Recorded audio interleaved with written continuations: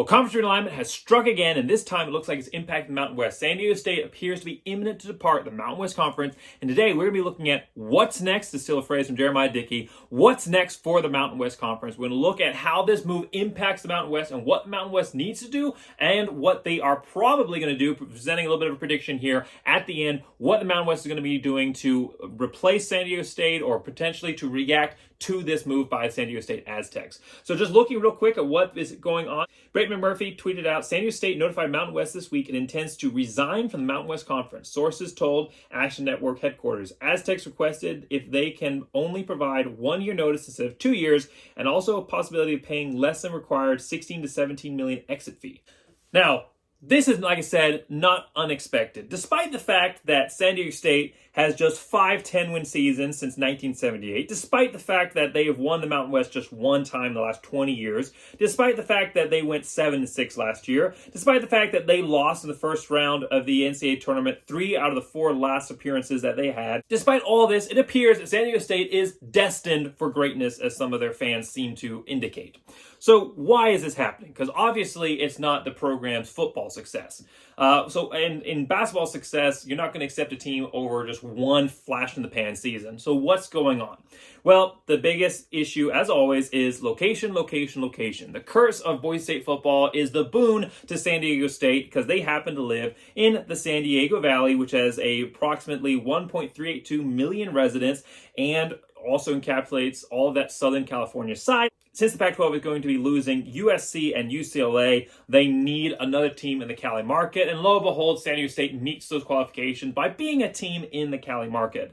They did have a long run in the NCAA tournament. That doesn't hurt, but it's definitely not the reason. It's all got to do with location and the outdated idea of TV metrics being determined by the number of television screens and eyes in a certain TV market. Again, I've done multiple videos talking about how that is outdated, how it's going to ruin conferences like the Pac-12. But regardless, those powers that be, those upper tier elites of the Pac-12 who decide that they don't care about success and what a team actually brings to the table, like Boise State. They're only interested in the TV market numbers. The old school, outdated way of thinking has decided to elevate San Diego State. So what does this mean? Well, first off, for San Diego State, it means that they're going to be another bottom-tier Power 5 team. So good luck there. They've probably done their last experience on the national stage. They'll probably struggle to get to the bowl game most seasons, being a lower-tier team like Cali is most years there in the Pac-12. But what does this mean for the Mountain West? Again, like we said, this was not an unexpected move. So the Mountain West has been preparing for this, and there's a lot of things that we can look at of how this directly impacts Mountain West. So first off, what do they lose? Well, technically, they do lose TV viewership, but not that much, honestly. San Diego State has only been averaging 198,000 views most seasons, that's according to Medium.com, both this year and last year, averaging 198,000 views. So in a year that they went 7-6 and a year that they went 12-2, both average the same amount of views. Success is not impacting the viewership of the Aztecs. It's still a mediocre 198,000 views, which, for reference, in 2022 was 6th out of all Mountain West teams. So, again, another great decision going by traditional media market values to determine which teams to pick.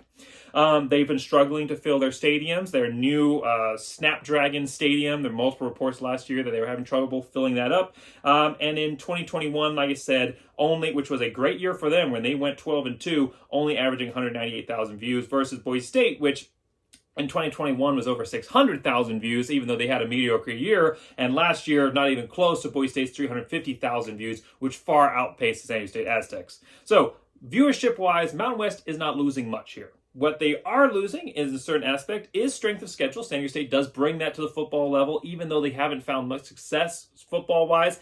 They have still managed to present a somewhat mid-tier challenge most years for the Mountain West. Because the conference is small, losing a mid-tier team does actually impact the Mountain West here. When you talk about those top mid-tier teams for those top-tier teams for the Mountain West, you're talking about Boise State, Air Force, Fresno State, Utah State, and San Diego State is usually in the mix there most years as well. So they are a lower-end, top-tier, solid mid-tier team for the Mountain West that they lose.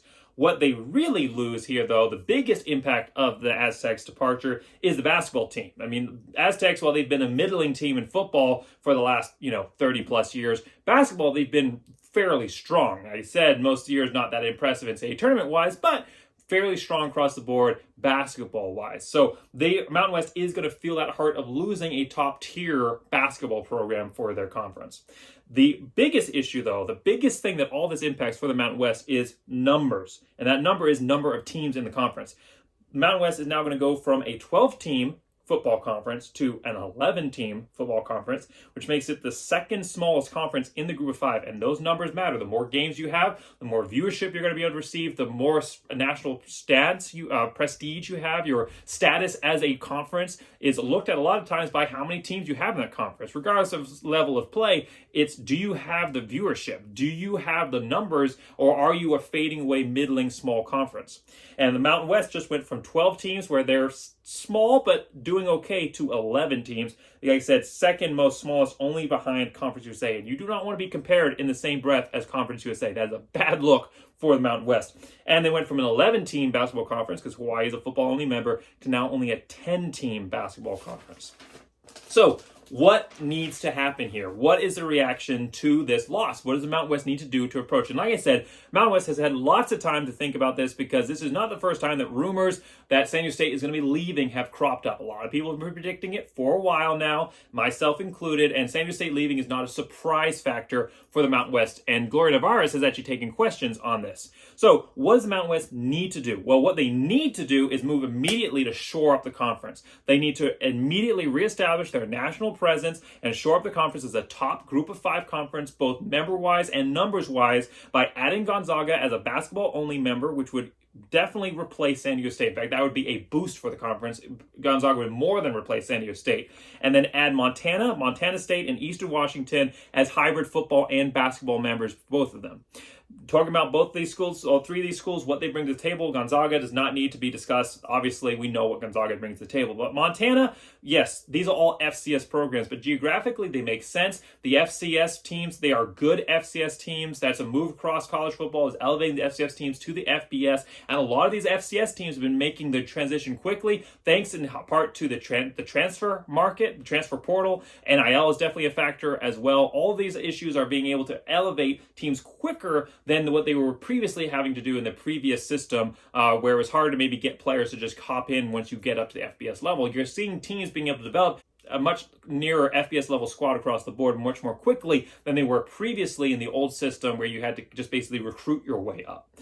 So Montana, though, they are a historic school. It's established football in 1897. Same for Montana State, actually, both 1897. Consistent top 25 team in the FCS for football. And then 11 out of the last 15 years, they've had 18-plus wins and 5 NCAA tournament appearances. So they're a solid basketball school as well. Montana State, because if you bring Montana, you got to bring the other one, would also make a good impact here. Again, a historic school, currently a top 5 FCS program, according to the 2022 rankings. And they are back-to-back 25-plus win teams with 2 back-to-back NCAA tournament appearances. So they are elevating themselves quickly. It'd be great for Mountain West to grab them while they're in this upward trajectory and move them into the FBS.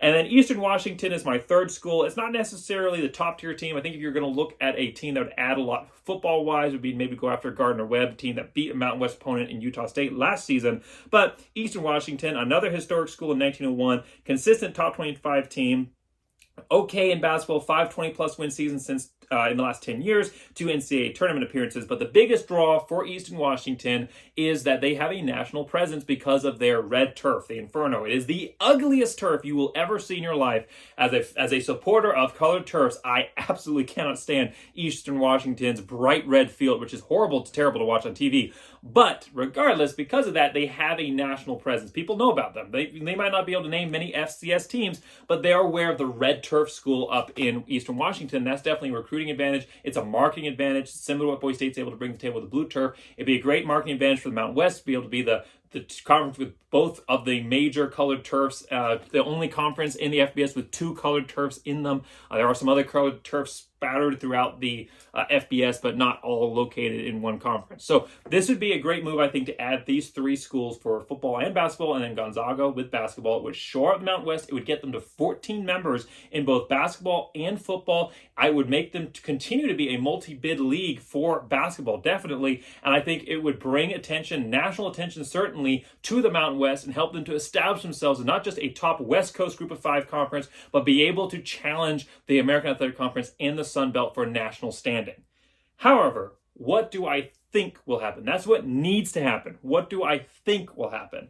My prediction is, based on her previous notes, Gloria Nevarez has said that she's nervous of a larger conference. She's named 16 type member teams for the conference being something she's nervous about. But what she said is her ideal, her sweet spot is a 10 to 12 member conference.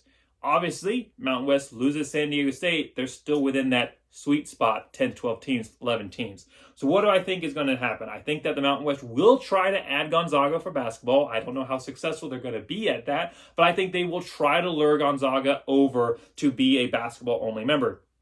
I don't think they're going to do anything about football. I don't think they're going to try and add any football members.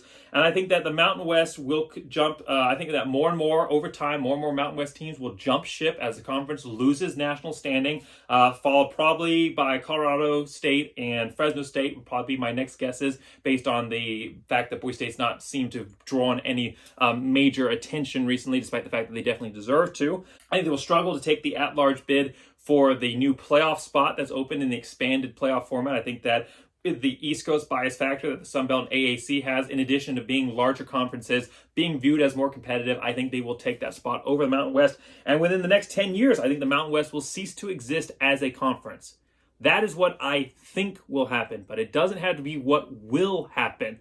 If the Mountain West does what needs to be done, the Mountain West is at a pinnacle right now. They are at a turning point in their history as a conference. Gloria Nevarez is in the seat, the brand new seat of the former Craig Thompson gone. She is the commissioner here. This is the biggest decision she's ever had to make, and it's early on as a Mountain West commissioner in her first full year with the conference. She has to make the right decisions here. There's something that needs to happen that will save this conference, and there are other decisions that will put this conference on a path to disaster.